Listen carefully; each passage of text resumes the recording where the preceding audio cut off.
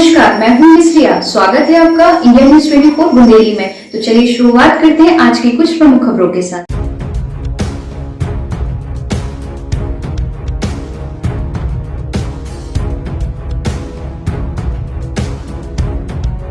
आजादी के जश्न के समय एक सरकारी स्कूल के जर्जर भवन होने पर ग्रामीणों ने प्रशासन पर लगाए आरोप। दरअसल मध्य प्रदेश के सागर जिले के बंडा तहसील के ग्राम कुल्ल से शासकीय माध्यमिक शाला की बदहाल स्थिति की तस्वीर सामने आई है, जहां ग्रामीणों का आरोप है कि स्कूल भवन की कक्षाओं की दीवारें और भवन के अन्य हिस्से क्षतिग्रस्त हैं। बावजूद इसके इन्हीं परिस्थितियों में विद्यार्थियों की कक्षाएं संचालित की जा रही है। एक और पूरा देश स्वतंत्रता दिवस के अवसर पर आजादी का जश्न मना रहा है और बच्चों के बेहतर भविष्य तथा शिक्षा व्यवस्था को मजबूत बनाने की बात कही जा रही है। वहीं दूसरी ओर स्कूल के भवन की यह तस्वीर शिक्षा व्यवस्था और बच्चों की सुरक्षा को लेकर कई सवाल खड़े कर रही है। नमस्कार, आप देख रहे हैं इंडिया न्यूज 24 बुंदेली और इस वक्त हम मौजूद हैं ग्राम कुल्ल में, जो कि शासकीय माध्यमिक शाला कुल्ल। और आज़ादी के इस अवसर पर यहाँ की बहुत सारी समस्याएं हैं। हम एक एक जन से बात करेंगे और इन समस्याओं को भी सुनेंगे। भैया, आपका नाम क्या है? मैं राजा बाबू हरबारू, ग्राम कुल्ल का निवासी। क्या समस्या है भैया?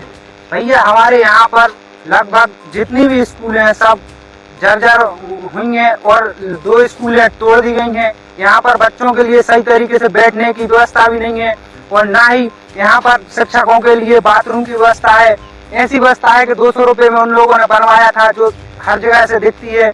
और यहाँ पर आप स्कूलों की छत देख सकते हैं, हर छत में ऐसी स्कूल नहीं है जहाँ पर उसमें पानी नहीं टपकता हो। बच्चे कहाँ बैठे, कहाँ जाए? ये देश के आने वाला भविष्य बच्चे, यदि इन्हीं की रीढ़ की हड्डी कमजोर रहेगी तो हमारे आने वाले भविष्य का क्या होगा, हमारे देश का क्या होगा? ये आवाज कौन उठाएगा यदि हम लोग नहीं उठाएंगे तो? और यहाँ पे जो बताया जा रहा था कि यहाँ पे जो डोली डरी हैं लाइट के लिए, वो भी चोरी हो गई थी। यहाँ पर जो शिक्षक हैं उनने अपने 100-50 रुपए जोड़ कर डोरियां मंगाई थी, उन लोगों ने डाली थी। एक रात वो डोरियां भी कट गई। यहाँ पर पंखा की व्यवस्था नहीं है। मूलभूत आवश्यकता पानी पीने के लिए भी शिक्षकों को कम से कम 200 मीटर दूर जाना पड़ता है। बच्चों को रोड पार करके 200 मीटर दूर जाना पड़ता है। आप बताइए, यदि वो 200 मीटर दूर सड़क पार करके पानी पीने जाएंगे, कोई दुर्घटना हो जाती, एक्सीडेंट हो जाता है, या स्कूल की ऐसी व्यवस्था में बच्चों के ऊपर एक छत ढह जाती है, गिर जाती, तो इसका जिम्मेदार कौन रहेगा? सरपंच या सचिव या विधायक रहेंगे या मुख्यमंत्री रहेंगे, कलेक्टर? कौन जिम्मेदार रहेगा? इसका मुआवजा भुगतान कौन करेगा? भैया, यहाँ पे सचिव पे भी आरोप लगा रहे थे, क्या के बचा? देखो, सचिव बहुत वर्ष हो गया जब से स्कूल की व्यवस्था सुधर नहीं पा रही है। सचिव आते हैं, बोल के चले जाते हैं तो हो जाएगी, मरम्मत हो जाएगी, लेकिन अभी भी कुछ हो नहीं पा रहा है। बच्चों को बहुत भी परेशानी हो रही है। शिक्षा व्यवस्था दिन पर दिन खराब होती जा रही है। इसी के लिए सुधार करने के लिए सचिव और सरपंच, बहुत सी लोगों को सुधार करना चाहिए। यहाँ पे हमारे सरकार को भी इस पे एक निर्णय लेना चाहिए कि स्कूल व्यवस्था दिन पे दिन सही होती जाए। काके बचाव भैया थे पे जो समस्याएं बता रहे थे कि लोग का है, जो यहाँ पे समस्या बता रहे हैं वो सब सही है।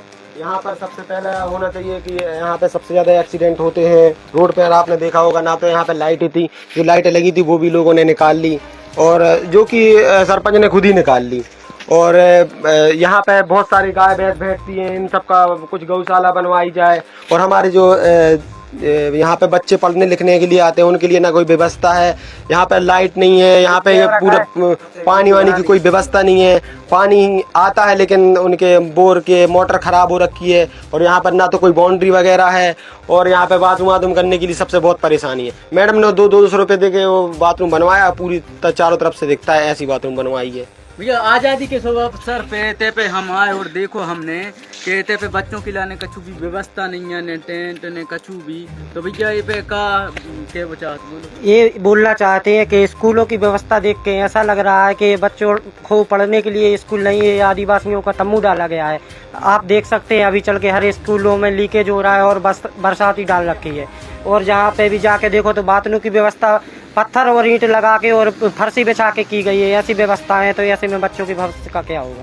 तो भैया, देख सका तो आप लोग, जे आरोप हम नहीं लगा रहे हैं, जे आरोप लगा रहे हैं गांव के जे लोग हैं, जो जे लगा रहे हैं आरोप, जो कि कुल्ले गांव में ऐसी आज़ादी के शुभ अवसर पे आज भी देश आज़ाद नहीं है। कैसे इतने पे जब हम आए और हमने देखो कि इतने पे का समस्या है, तो गाँव वालों ने ऐसे आरोप लगाए कि आप भी सुनो तो आप भी चौंक जे हो। भैया, जब बाथरूम में देखो जी हालात है, इतना भ्रष्टाचार की भी हद होत है भाई साहब।